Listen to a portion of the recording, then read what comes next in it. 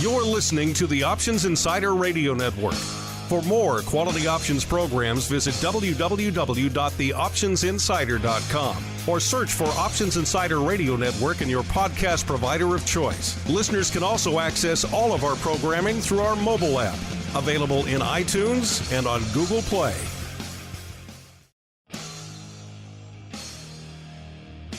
And now, it's time for the show that breaks down the options market from unusual activity alerts to market analysis, strategy overviews, listener questions, and much more. If it involves puts and calls, then our all-star panel will break it down. It's time to hit the Option Block with your host, Mark Longo from the Options Insider Media Group, and co-hosts, Uncle Mike Tosaw from St. Charles Wealth Management, along with Andrew the Rock Lobster Giovinazzi from OptionFit.com. Old trading walks into a bar. New trading raises it. That's Tasty Trade. Keep focused with news feeds that matter. See opportunity differently in analysis mode. Chart your heart out with over 300 indicators. Plus, you can get low pricing, lots of education, and a support team that really gets how traders trade. It's no wonder Investopedia named Tasty Trade the best broker for options in 2024. Genius loves company.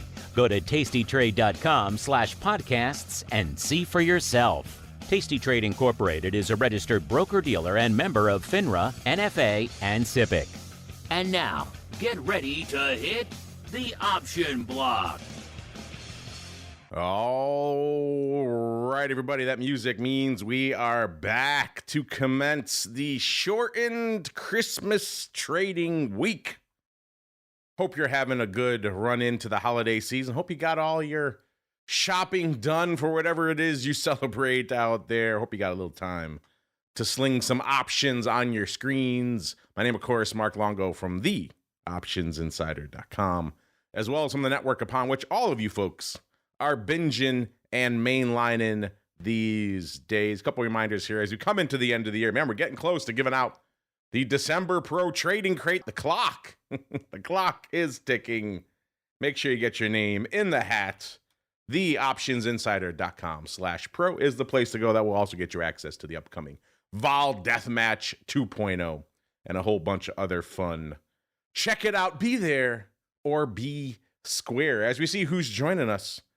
Are they square? I guess I'll let you be the judge. First, we're heading out to the hinterlands of Chi-Town, where we are joined once again by the uncleest of Mikes, Mr. Uncle Mike Tosaw from St. Charles Wealth Management, as well as by the rockingest of lobsters, Mr. Andrew Giovinazzi from OptionPit.com. Fashionably late, as always. He should get a point off, but I won't do that. I'll be kind here in the holiday season. But now it is time, sirs. Everyone, get your hands on your own buzzers if you're playing along at home, as we come to the final two editions of our 80s Trivia Challenge for the mad year. That was 2025. Here we go. Ah, yes. The festive, unlicensed trivia tunes. Just the best. All right. We got a lot of fun here. I'm looking at, I happened to grab two cards as I was coming into the studio here. And weirdly enough, both questions are eerily similar. So maybe if we swing and miss on one, we will try for the second one. It'll be kind of fun. I'm assuming, Uncle Mike, you're going to go sports and leisure, unless you're going to surprise me, sir. No, let's go sports and leisure, since today is for triple points and Final Jeopardy. I mean, today is all or nothing. I forgot to tell the Rock Lobster, if you're not on time today, it is an all or nothing deathmatch game. And if you're wearing a beanie, you lose extra points here on the show. Oh, gee, I've got no chance. See, now it's finally starting to sound fair. Yes. Now, after a year of umbrage, Uncle Mike finally likes the game. It's finally starting to sound fair. Yes. We've seen a different side of Uncle Mike. Random pulls of trivia cards versus 80s trivia wrestling for 2 years. We've seen a different side of Uncle Mike this year. I will say that. It has been enlightening. I stand up for myself. Enlightening for all of us. Even when he's on a hot streak towards the end of the game, he's still taking umbrage. He's just, this turned him bitter, listeners. Let's see if today's question will turn him bitter. Gentlemen, get your hands on the buzzers with the clear delineation that who I see in the chat first on my screen, not on your screens, those don't count. On my screen will be determined the first one to respond. So no umbrage will be allowed there. Anyone who gives umbrage today loses points. All right, there we go. All right. The benevolent dictator has spoken. All right, here we go. Get your hands on the buzzers. What is the national sport of Canada? Buzz.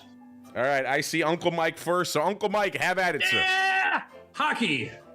You would think so. Oh no! I know what it's gonna be then. Crap. You would assume, given all of the mental energy devoted to hockey in our great white neighbors to the north, that it would be hockey.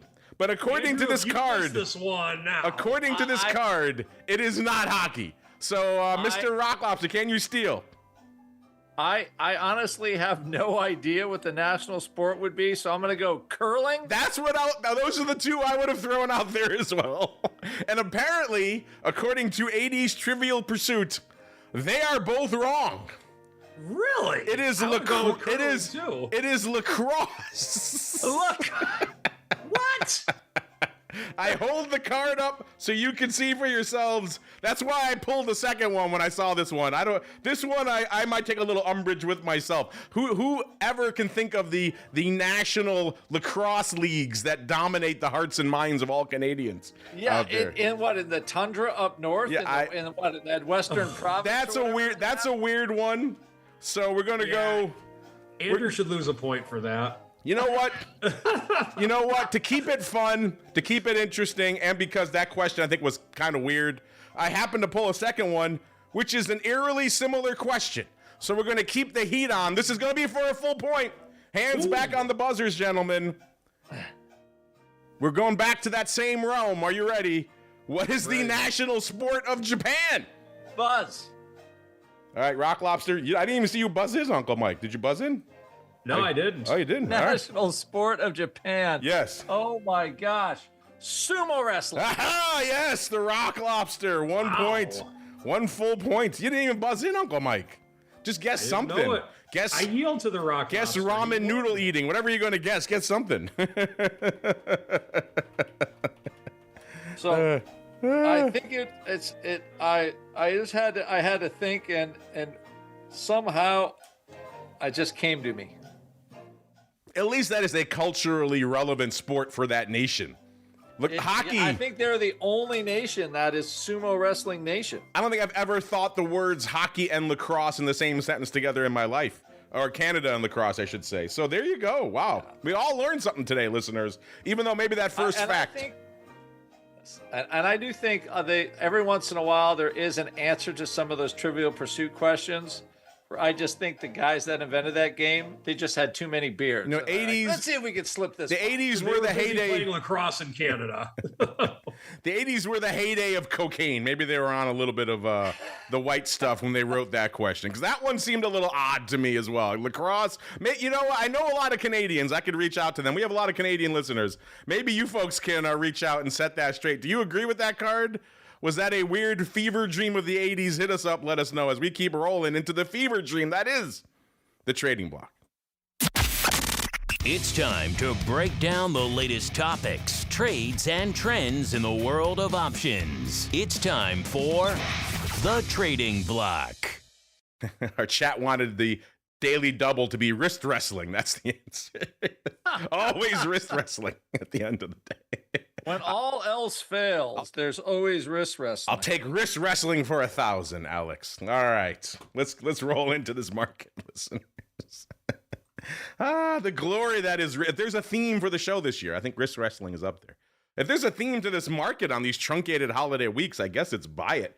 Because coming into the start of this nonsense stub week, listeners, we're seeing some nonsense stub markets to the upside. S&P up about 0.6% right now. Dow up 0.5%. NASDAQ up 0.6%. And, all that's we've seen that before. Not that big of a deal. The headline is here, listeners. This is the part that leaps off the page when you look at it. I mean, how long now have I been mocking the D15 puts in VIX, listeners? Well, we're not quite there on the futures, but in the cash, if this thing traded off the cash, you'd be laughing all the way to the bank. And you know what? If you bought some puts, I don't care what strike they are over the past week or so, you're probably laughing all the way to the bank right now. VIX cash, listeners, as we kicked off the show, a wee bit shy of the 14.5 level. That puts it off over 2 points from Thursday, 2.15 points. We joked about this on Friday's Vol Views. It seems like they finally realized it was December, right at the tail end of the month here, and they are making up for some lost time. They are taking this vol out to the woodshed to be just murdered. I have to go back and look when the last time we saw a 14 handle in the cash. It's been a little bit. It's certainly been fleeting this year. We've kissed it. We've tickled it once or twice, and then, immediately turned around just long enough to get more poor suckers to put their hard-earned money onto those VIX D15 puts, and then it just rips the rug out from under them. We've been saying for a while, if you got some VIX puts in your back pocket, maybe you take some off when it's going your way. Today might not be a bad day to at least maybe take half of the position off. You're laughing all the way to the bank right now. Take that money, go buy your wife or significant other, maybe not the girlfriend's Ferrari that the Rock Lobster's talking about. Maybe a nice holiday dinner. Maybe you put a few extra presents under the tree, because 14.5. That is some serious holiday downside out there. And VVIX, if you're wondering, also looking extremely sleepy. VVIX at a 82, down 14 handles from where we were this time last week. By the way, I'm looking right now. It looks like we got to go back to, that's pretty much what I was assuming. I was assuming the dog days of August, and that is correct. How many times have I said it, listeners? The 2 times you can reliably fade vol for the most part. Dog days of August and, mid to late December. And we hit a 1443 on August 28th of this year before getting out of that realm out there. So wild stuff, 14 handle. Since he got the point, we will go out to the Rock Lobster first. Mr. Rock Lobster, sir, you've been talking for a while about the difficulty of, he's going for like a golf swing here as I'm tossing to him. What are you going to the driving range or something? Are you doing a Johnny Carson monologue? Is that what you're doing there with your golf warm-up? You know what? You're going to laugh, but I'm having a golf green put in front of my house. Oh, geez. So I guess it's been a good year for the Rock Lobster when the golf green is delivered out there. Well, the thing with when you have like these kind of trading strategies is, yes, I wasted a lot of money in VIX puts, but keep owning like SPY puts, like owning those combinations, like, basically short SPY, short VIX all year, allows me to stay very long equities. So you do the dumb stuff, but then sometimes that's the stuff that allows you to stay overall. But actually, it has nothing to do with that. We just have a spot in the driveway, and I've been pitching golf balls around my house. I've been building a mini golf course around the house since I don't like to leave anywhere. So I decided now we're just going to go for it and put a green. We have a loop in the driveway. So the green will be in the middle of the loop in the driveway. We'll have the Rock Lobster's own island green. But I am not used to tossing to people on the show and seeing them mid backswing. That is unusual. That's a new one. Well, I thought here's the other irony. I actually have a putting green in my backyard. Oh, well, there we go. I guess I'm the odd man out. I'm the weirdo. I don't have the home pitching and putting. He's one of them green. city slickers. I guess, yeah, Exactly. So VIX. For people like, and I was telling my students, why don't I load up on like a bunch of 15 or 16 puts? And I did that this year. Like every time we were down here, I would do that. And almost every time they might have been up a little bit of money. And I mean like dime, nickel, quarter, maybe 50, something like that. But nothing fantastic, and the January 15 puts are 30 cents right now. So, VIX cash relative, they're like, wow, they're all intrinsic value. They're a great buy. And then what I have learned this year is, okay, I'll buy 3 or 4 of those, but I'm going to buy a VIX call very close to the money, because as soon as I blink, we're trading 17, 18 again. So I think the setup, you might think we could get down there, but the setup from a leverage point of view is always to go to long side. And if we break to a lower, if we break to the zone of the monk, you're still going to do well. So it's just this year, what happened is in 2025, instead of using VIX calls as my contra, I used mostly SPY put spreads. And except for, a couple of select weeks in April, that wasn't so great of a trade. Because we had a lot of, I'd like Dr. VIX to look at this, but we had a lot of like SPY up, VIX up days. Going into the announcement for the,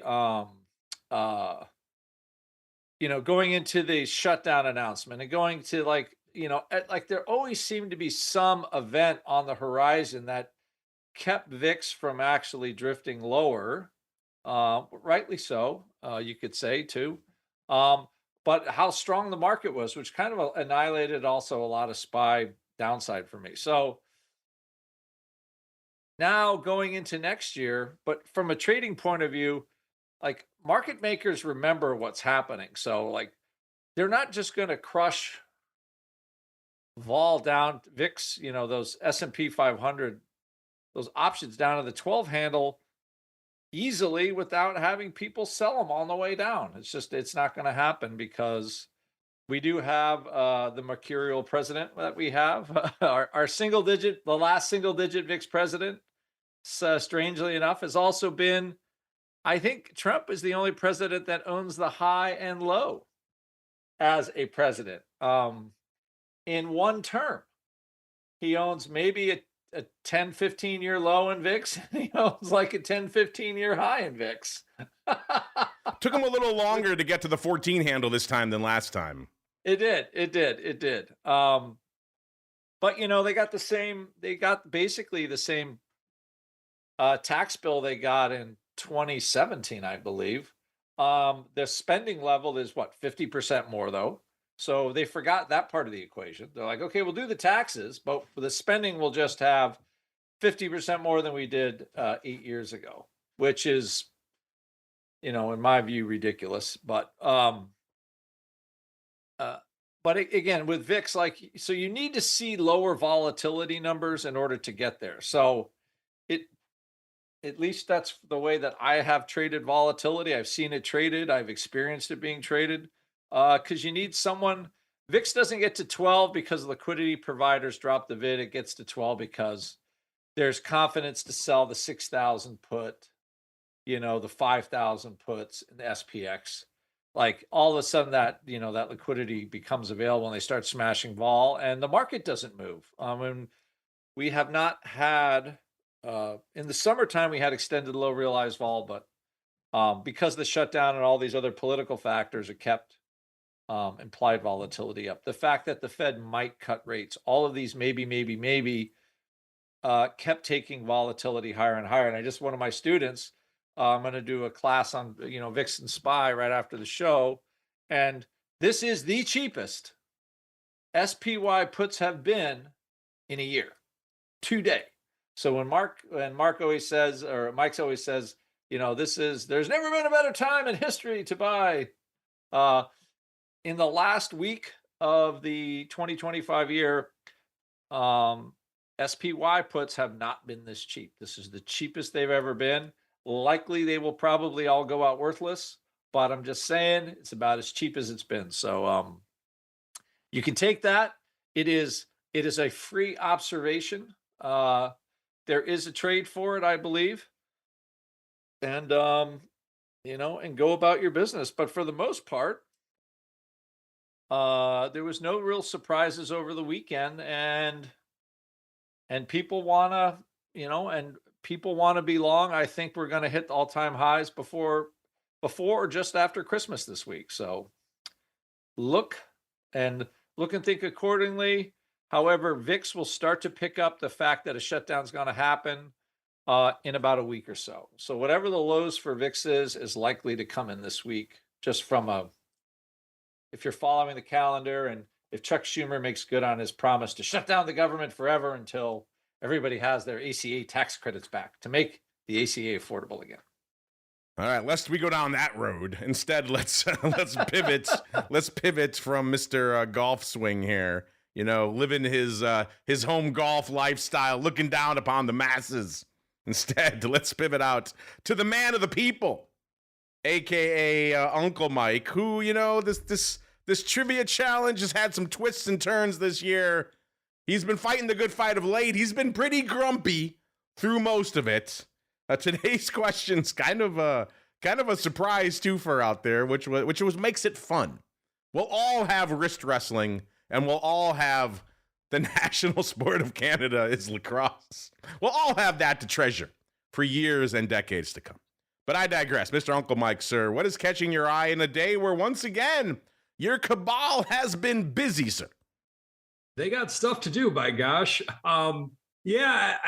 Lacrosse being the national sport of Canada, that surprised me, but I verified it with AI. It was not till 1994 that hockey was added as the other national sport. How insane is that?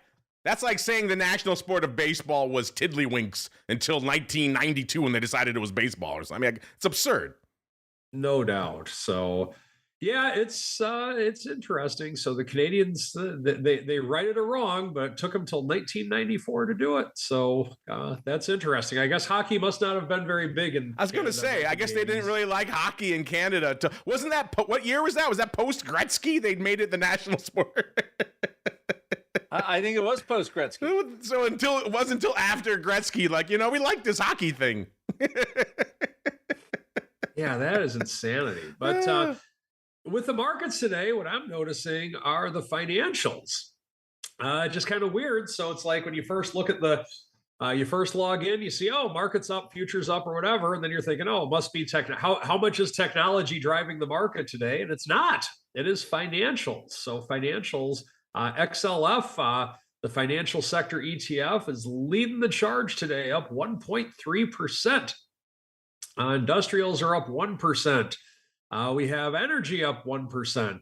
And then just the lowly technology isn't even up 0.5% on the day. So it's not often that happens. Some other things lighten up my tape. Small caps, with their lag these last few years, lagging the S&P, maybe they're wanting to be noticed. They're up 1.4%.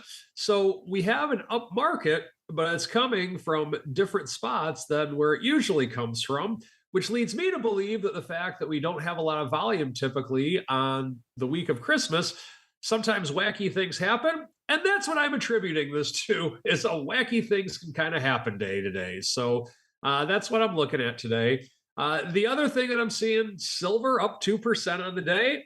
And there's people on CNBC now that are saying hi-ho silver, and the fact that they're actually talking about in the national media, and that we're getting people that typically don't follow silver talking about silver. Kind of concerning if you're long a bunch of silver. So just food for thought on that. What I'm curious to see, and this might be something that you can talk with your, this might be more of a TWIFO question or TWIFO thought, is that I remember back in 2011 when silver had its highs, one of the things that I felt was a catalyst for silver peaking like it did is when the Merc raised their maintenance or their margin requirements on the silver futures contracts, just because it got so gosh darn big.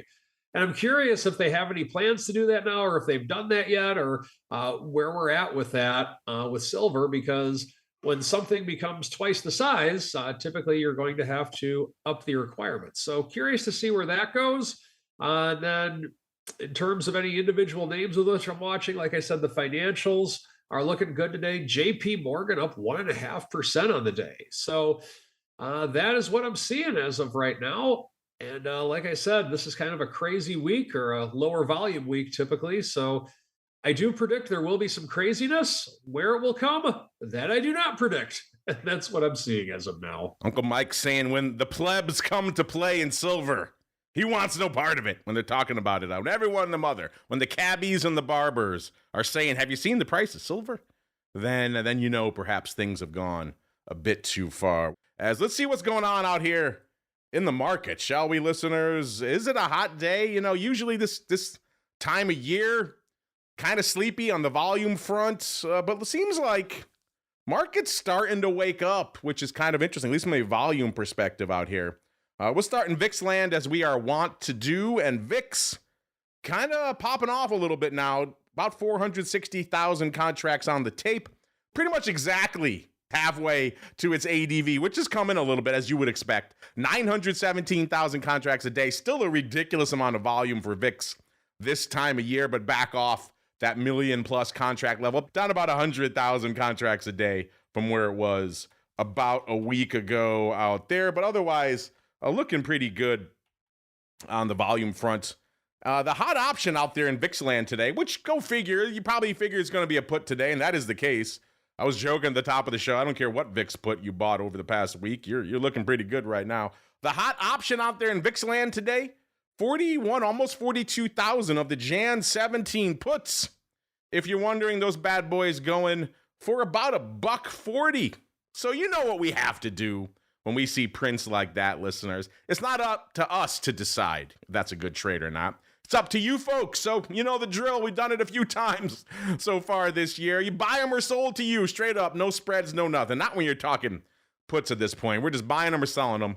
And right now our audience, as you folks like to be these days, completely split in the early voting. About 50% each buy them or sold to you. You cannot make up your minds. It has been a challenging year, I will say, for VIX downside for a lot of you to come to grips with it out there. So we'll see how this one evolves over time here. Let's do a quick top five in VIX land while we're here. 42,000 for the 17 puts is number one. Number two, about 30,000 of the Feb 50s. Again, that's why we crunch the numbers, listeners. 38 cents if you're wondering what a Feb 50 goes for these days. Number three, about 29,000 of the Jan 19s. Number four, 22,000 of the Jan 20s. And number five, 16,000 of the Jan 16 puts. If you're wondering for those bad boys right now, about 75 cents. So again, downside, getting a little juicy these days in VIX land. Is SPY looking juicy? The answer is yes, 6.05 million right now. So again, respectable volume out here on the kind of stub week. The ADV, 10.2 million. We seem like we're on pace to hit that. I say we seem like, because lately we've had these hot starts out of the gate. Second half of the session kind of falters, and we end up not hitting the ADV by the end of the day.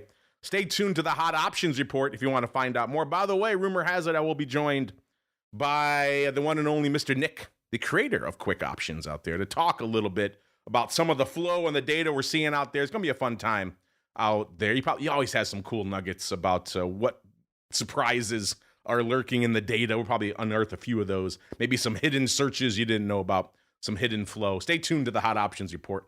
Today, 3:30 p.m. Central after the bells when that's coming at you. Should be a fun one. If you like this segment, you're going to love that. And again, another reason why you should be subscribed to the full network. The S also saying, hey, don't forget about me. 2.4 million contracts on the tape for SPX. The ADV, 4.4 million, please. And then what else we got here? We got small caps. Small caps. Uncle Mike was just talking about small caps. Let's see. What are small caps up to right now in terms of movement? We got IWM up 1.4%. So again, hold my beer, kid. That's almost as much volume as they're putting up today. They're putting up 1.31 million contracts, and they're up about 1.39%. So almost moving in lockstep is the volume. Kind of wild. The ADV, 1.86 million out there. So another hot day in small caps land. And not to be outdone, the Q's saying, don't forget about me either, 3.41 million. Not quite as hot as we've seen them this portion of the day. But then again, their ADV is 5.75 million. So they're already almost halfway to 7 million contracts at this point. So again, second half of the session will be the determining factor. We shall see how that goes as we keep going out to the land of single names. Is it a banger day on single name options? And you know what? I'm just going to rerun this again. I'm going to fire up the old Flowmaster machine, and we're going to rerun it again to get exact up to the minute numbers. And the answer is, yeah, the answer is no. The answer is not. It is not a spy. This is the kind of volume I expected to see on the index front as well. Kind of sleepy, stub session. Most people are already gone, traveling for the holidays. Not a lot of people manning the desk. So 235,000 contracts to break into the top 10 today. That's pretty much what I expected. That's the lightest we've seen probably since the dog days of summer. That gets us to our old pal Oracle. Oracle getting some life again.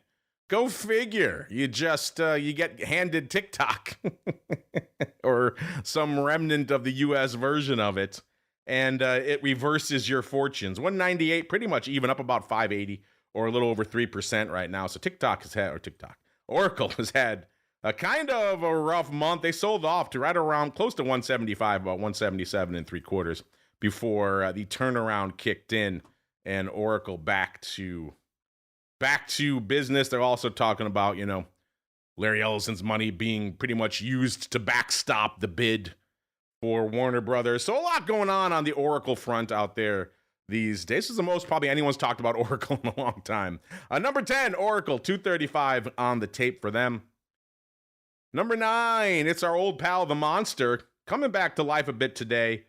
They got as high as about 170 today, now trading about 165.84, up about a buck exactly, or about 0.6% out there, listeners.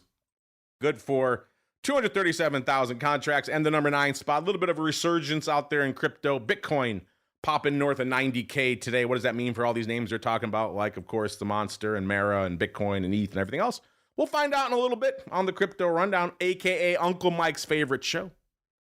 Number 8, good old Netflix coming back to earth a little bit, 93.20, off about $1.20 or 1.25%.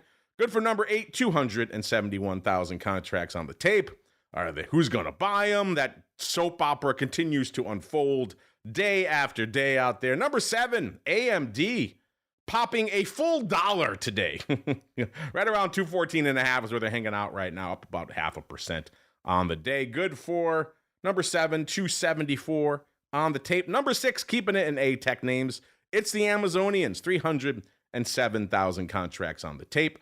Trading a little bit shy of 228 right now, up about $0.50 or so, about 1/3%. Not a big banger day for them. Again, kind of a stub week out there. Number 6, the Amazonians, 307,000 contracts on the tape. Number 5, the artist formerly known as Facebook. Meta kind of unched on the day, trading right around 658.80 right now. Looks like they ran this morning. Man, they had a nice pop this morning to 673.5. My goodness. And then kind of came back. Oh, what's 18 handles amongst friends? My goodness. Big pop this morning. I'm not sure what was going on there. Buy. Bank of America reiterated their buy rating. Is that enough to drive it up and down 18 handles? Maybe. Potentially. I don't know. Either way, there were more buyers than sellers. They appear to have left now. And Meta kind of unched. Number 5, 318 on the tape for them. Number 4, the fruit company, continuing to turn red a little bit, which is kind of interesting. Even on days when a lot of the tech names, rest of the market pretty much, has been green, all of a sudden Apple showing some signs of weakness. Again, not much. You're talking a buck here, $0.50 here. Today, a little more, about $2.80, about exactly 1%. They're trading a little bit shy of 271 now, about 270.88, or if you're playing the home game, it's still about $100 almost exactly north of where they were when they announced the massive buyback. So obviously Apple playing the reverse game of SoFi. SoFi tells you if they get to 30, hey, we're going to dump a bunch of stock. Apple tells you, you get down to around 170, we might buy some more stock. So interesting narratives out there. Either way, Apple, which has had a hard time selling off this year, finally showing a little bit of red towards the end of the year. Maybe some folks just taking some profits, living to fight another day. Number 4, the fruit company. Again, shows you how light we are. All the way up at number 4, only 395,000 contracts on the tape. Number 3, Uncle Mike's core holding. Forget about, he talks about silver. He talks about all these other things, SPY. Forget about all that. He really is all in on Palantir. 193.10 right now, off about 60 cents, putting up 544,000 contracts. For the number 3 spot today, this is another one that looks like they popped hard earlier in the session, got up to really nearly 199, 198.88. I'll have to check and see if these are some crazy pre-market prices that didn't really trade at or not. But showing it on my screen here for today. Either way, number 3, Palantir, 544 on the tape. That means number 2 and number 1, you know what they are. The question is, what order are they coming in today? If you're saying the kind of new topsy-turvy order, then the answer is yes. Number 2 is NVIDIA, looking sleepy, only about 1.25 million contracts right now. Trading 183.25, up about 2.25 today, or 1.25%. So getting back some of what they've lost. They've been kind of hit pretty hard over the past week and change out there. Either way, about 1.25 million contracts for the number 2 spot. Again, that's sleepy volume. For NVIDIA, that means the big dog, once again, Tesla. And once again, Tesla, after getting a whole bunch of people to throw a whole bunch of money away last week on the par calls, the 500 calls. Listen to the hot options report from last week if you missed out on all that fun. They're going to do it again, I think, today, because 494.14 is where they're trading right now. Up $13 pretty much exactly, or 2.7%. Looks like in the early crazy session, they got up to 498 and change. So I'm going to go out on a limb and guess, probably going to see a bunch of pars going up again today. People keep tilting at this 500 strike in Tesla. Never got there. Looks like today's print is the all-time high now, 498.83 from this morning. So people were trading the pars and the stock was 470, 465, so they're going to be trading pars today. We shall see if that is the hot option of the day. Tesla, 1.75 million contracts right now. Come back after the closing bell. Myself and Nick will be holding court on all things hot options out there. What we won't be holding court on is really earnings, because there's none. Unless you are really excited about Limoneira Company. That's popping off on Tuesday. Ticker symbol LMNR. They have the distinction, listeners, the absolute distinction of being the only name announcing earnings over the next 2 weeks. So they stand alone. Limoneira, if you're wondering what they are, this is a public limited agribusiness and real estate development company based in California. They mainly consist of production, sales, and marketing of citrus and avocado. So there you go. They say holidays, schmolidays. We're popping off tomorrow. So get all your Limoneira action in as we keep on rolling into the odd block. It's time to break down the most interesting, unusual, and downright questionable options activity that's been identified by theoptionsinsider.com. It's time for the odd block.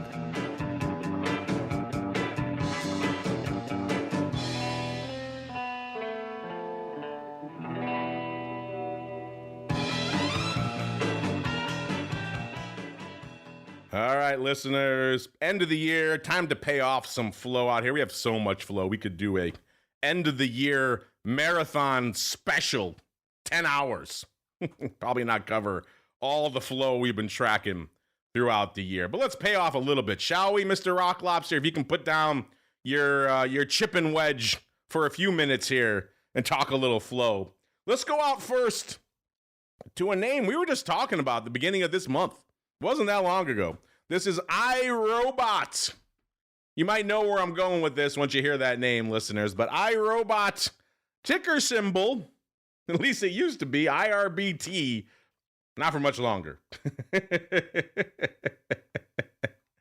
Why, listeners? Well, we talked about it. It's been an interesting year, I think, for iRobot, to put it mildly. On the year, they had some runs. They got up to, looks like they got up to almost $13 back in January. So January 6th, the day that shall live in infamy, and the stock got up to nearly $13, $12.70. And if you had some iRobot stock, that was definitely the time to let it fly. By March, it was $4, and it's been it got back up to about end of October, got up to almost $5 again. Actually got up to $5.58 is where it closed. And then they tried bidding it again. They get this, according to this chart, got up to about $5 again in December, 5.25. If that's the case, that makes this flow even more interesting. What are we talking about, listeners? We talked about on the December 1st show, kicking off the holiday season. Somebody was feeling their oats in iRobot, Mr. Rock Lobster. And we've seen these types of plays before. A name comes out, says we're not sure if we could continue as a going concern, and iRobot's had a lot of challenges for a long time. They had a lifeline in an Amazon deal to acquire them, I think for like $1.75 billion a few years back. That got kiboshed because of regulatory concerns. I guess they were afraid Amazon was going to corner the market on home vacuums. Either way, it didn't happen, and iRobot's been kind of struggling ever since. But with the stock, $1.83 on December 1st, Mr. Rock Lobster, somebody came in and said, "These twos, how are they?"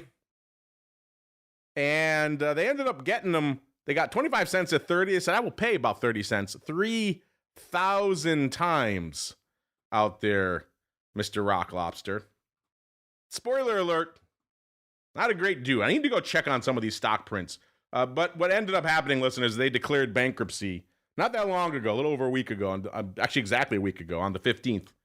They came out and said, you know what, we ain't getting it done out there. So they pretty much declared bankruptcy.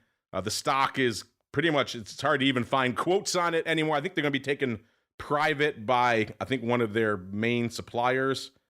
A lot going on out there, which all translates into a whole heck of a lot of downside in the stock. By the way, they did a total of 11,000 of these calls on the day, so they were really convicted on these D2s. Again, with the bankruptcy, it makes things a little bit dubious. In fact, I'm looking here on the Flowmasters platform, and it doesn't even list iRobot anymore. I can't get a quote on it even if I wanted to. I can't even get what is left of the OI on the options. So interesting stuff out here. I know I'll have to go look at the circular for OCC and see what they did. But Mr. Rock Lobster, on the surface, it ain't looking good for these twos. That said, if they did get this little pop here in December up to about 5.25, then they certainly had a chance to get out. What are your thoughts, sir? I think if they didn't take that chance to get out, then they never got out. Because that must have been some kind of short squeeze extravaganza, and that was it. So, I mean, and that happens sometimes when those names get heavily shorted, and then all of a sudden there's some action for a short period of time, and then it's gone. So, yes, if you got out, I think they might have had a chance to get out of those. Let's see here. I am looking at the volume picture for iRobot, and I'll tell you what, they are giving me no data at all. Yeah, welcome to my world, sir. They're like, we have delisted this piece of trash. So, I mean, I'll say it's possible that it got up there, but right now, even on LiveVol, they're not giving me any data. Yeah, the Flowmaster system, the same. I did find it, and again, this is the advice we give everyone on Options Bootcamp. When you see some weird corporate actions like this, listeners, go to OCC. It's as easy as typing the ticker and OCC into your browser. That will usually get you to the circular. And on December 19th, OCC said they are changing the symbol to IRBTQ. Effective today, actually. So today's the day when all of that went into effect, which is why our systems are going crazy out there. They do say, though, no changes to the other option strikes and terms. So it's not like they're taking all this off the board. So let me go look really quickly. Oh, wow. Yeah, it's all there. And I would have to go back and look at the December from last week in the historical. So let me see here.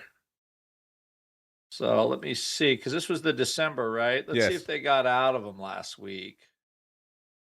So just to let you know, the two calls, only 5,800 were open on expiration on IRBT. Okay, so they might have come for some of them, at least maybe half, maybe. For some, but people that had the 3s, the 4s, the 5s, over 50,000 contracts open on those three strikes. Man, what are you riding that stuff for? You got the 5. They gave you the gift. They gave you the lifeline. Get out. Wow. What's funny too is it looked like there was a ton of volume on the 1s, right? Which I'm assuming people got exercised, and then today, they're looking good as the stock is now 18 cents. So. Yeah, imagine if you exercise the 1s and then you're riding it to oblivion now. That's you're rough. Exercising the 1s and you made 50% on your money. Assuming you got out of the stock leg, which let's hope they did. Otherwise, what are you doing? Yeah, maybe they made some money on their 5s though. I could go back at time and sales, but I think they would have made some money on because you had from the first, you literally had, Mark, 2 weeks solid where the stock rallied from $2 to $5.50. So if they didn't take that dough, Yeah, what are you doing? What are you putting this trade on for if you're not going to take it at that point, you know? yeah, but that wouldn't be the first time we have seen somebody made 1,000% profit and be like, I don't want it. That's true. That is a theme. But that has been this has been a trade we've seen more than a few times this year. People loading up on upside on distressed names that otherwise you would normally fade the hell out of. But in the topsy-turvy world of 2025, a company announces it's not going to be a going concern much longer. Buy the calls. And it seems actually Mark has a Squeeze AI scanner that has done a very good job on that. Like the stock, they get huge short interest in the stock and all kinds of stuff. And these like junk calls just double, triple, quadruple. You have to ask him if he had iRobot in there because been a wild one. It's so wild it broke all of our systems, including the Flowmasters, which is saying something. I'm going to take a look in the portfolio. Maybe he did. I'll see. All right, while you dig, we'll pay off another one here. This is a Flowmaster special from a few days later, December 4th. He was talking about Gap. Now, Gap is still a going concern, so a little bit easier to analyze these. Gap right now, $27.50, off about half a buck. That level will come back into play later. Remember that, listeners. On the year, it's been a topsy-turvy year for Gap, as you might imagine. They obviously import a lot of their goods, so challenging earlier in the year, got down to about $17, $16.99 actually, on April 8th. Then they were back up again, about almost $30 again on May 23rd, so they pretty much came back to life right away. Then they sold off again, about $19, $18 in June. It's been a very topsy-turvy year for Gap. And we talked about them on the December 4th show. The Flowmaster brought it up, actually.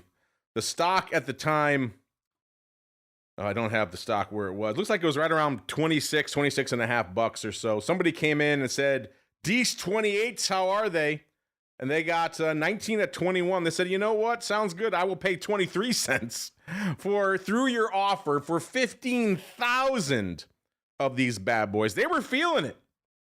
They were feeling it on Gap, listeners. And you know what? Looked decent. Not right away. It sold off to $25.50 on the 8th. And they started rallying. And the stock got all the way up, Mr. Rock Lobster. Started rallying all the way through to expiration. Take a wild guess where the stock closed on expiration Friday, sir. Where did it close on Friday?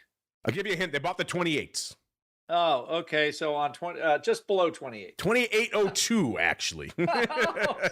Which in this case is kind of the worst case scenario because they were still open. So you know what happens then. You get some stock. You're a happy owner of some stock. So you lost, obviously you lost 19 cents on that trade, which is not great. But maybe you think, I got the stock, so I'm okay buying the stock at that level. Yeah, you're not happy about that now either. The stock's off half a buck. So you lost about 20 cents on the options, and you're out another half a buck on the stock, Mr. Rock Lobster. So, and they were all still open, by the way, going into expiration. So looks like a lose-lose on both fronts, Mr. Rock Lobster. Kind of a worst-case scenario. It does. This is one of those stocks too, where it's like, I think this is like a good trading stock. I mean, how much growth is there in like Gap stores or whatever? But I remember this. We had this when we did the odd block, and it was like a couple of years ago. I think it was down like below $10 or something, maybe a couple. Yeah, it traded a bunch lower, and then it had some interesting earnings plays. So. I think this is kind of one of those kind of cool sort of value stocks that's, interesting to trade. It pays a decent dividend. So, it's not a terrible name to throw around, but this could be a case where that 2 cents comes back to bite you and cost you a lot more. It already is because you wish it went out now at $27.99 so you don't get assigned. Because now you're wearing it on the stock. Actually, if you didn't close them, you would have been unhappy. Yeah, and they didn't. Unfortunately, they did not close them. So they're out about nearly $300,000 just on the options print, and obviously another half a buck or more on the stock. So a rough one, but it's never rough when we get out to the strategy block. It's time to dispense options wit, wisdom, and education. It's time for the Strategy Block. All right, Mr. Uncle Mike, have at it, sir. I got a feeling you're going to be talking all about lacrosse in today's strategy block. Well, my daughter does play lacrosse, so it's a pretty fun sport to watch. Do you coach that as well? Is that one of your coaching pantheon, sir? It is not. I really don't know a lot about it, but I definitely cheer as loud as I can when good things happen for the St. Charles lacrosse team. That's for sure. But the other thing that you need to do some cheering on, folks, is RMDs. It is that time of year again. So for those of our listeners out there that have a traditional Roth IRA or a Roth 401k, make sure that you have taken your RMDs as of this year. Right now, the age that you really need to think about it is age 73. For some people, most people, it's going to be 73. For many years, it was 70 and a half when you had to take your RMDs, your required minimum distributions. But for right now, I would say if you're over 70, you need to have a plan for when you need to take them. The reason for that is that if you don't take your required minimum distributions, then the IRS is going to come and get you. They're really not very nice about it. The way with which it works is that you're required to take a required minimum distribution from your traditional IRAs, not your Roths, or your traditional SEP IRAs, simple IRAs, or 401ks. And that way, the government actually gets the tax that they originally wanted you to postpone. So if you're just waiting, if you're thinking, oh, I'm just going to let my kids pay all the taxes on this, the government's saying, no, you won't. You're going to pay your taxes on this now. Now, a way with which to potentially avoid RMDs is you can convert your traditional retirement plan in whatever way it is to a Roth IRA. Now, you'll have to pay taxes on that when you convert it. But if you try and wait to deposit your RMD to a Roth, you likely will not be able to do so. So what I would suggest is that when you are in your 50s and 60s, you come up with a plan to where if you're like, you don't want to take income from your traditional IRA, you may want to consider converting it at an earlier age, because that way you'll still pay the tax, of course, but you'll be able to at least put the money into a Roth IRA and allow it to grow tax-free at that point. Whereas if you wait until it's time for an RMD, you just got to take it. And that is the strategy block for today. And now it's time to go around the block. It's time to tell you what we'll be watching on our trading screens until the next episode. It's time for Around the Block. All right, as we're coming into the end of the show here, S&P up about 0.6%, Dow up about 0.5%, NASDAQ up about 0.5%, and VIX cash a little bit shy of the 14.5 level, right around 14.45. So pretty much exactly where we were to start the show. Looks like our audience still can't make up their mind. They're still 50-50 on those Jan 17 puts for $1.40. Get over there and make your voice heard. But Mr. Rock Lobster, I know it's a fun, shortened holiday week, so we like to have a little bit of fun, but this may end up being the most contentious question of the week we've ever posted. Just wild stuff, hotly debated, sir, which is quite simply, what is your favorite Christmas movie? Just narrowing it down to 4 for the poll has been challenging. A lot of fun write-ins coming in, but we gave them Christmas Story, Rudolph the Red-Nosed Reindeer, It's a Wonderful Life, or Elf. We've already had write-ins for Home Alone, and I think The Grinch, and a few others wish The Grinch. That's a hideous character. But hey, at least the live-action one they're talking about, that one. The animated one I can maybe see. So, Mr. Rock Lobster, what are you keeping an eye on for the rest of this shortened holiday week? What's your favorite Christmas movie, and where can folks go to get flashed?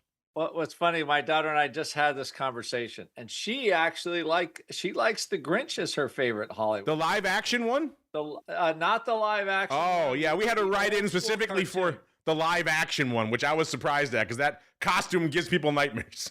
Yeah. She liked the new and old cartoon version. The cartoon one is good, yes. And myself, I am partial to Rudolph the Red-Nosed Reindeer because it has many of my favorite characters. Yukon Cornelius, baby. Yep. Yukon Cornelius. A lot of good characters. And there's that Island of Misfit Toys that I somehow feel those toys somehow. I feel those toys. So that's my favorite. People will probably go It's a Wonderful Life just because this is America. Stocks go up and people like It's a Wonderful Life for Christmas. So, as far as the market goes, what we're watching, come to OptionBit 888 trade 01. Come be a Trader X. Learn how to be a professional. We'll call it just how to act like a professional option trader. Learn all the tricks of trading options.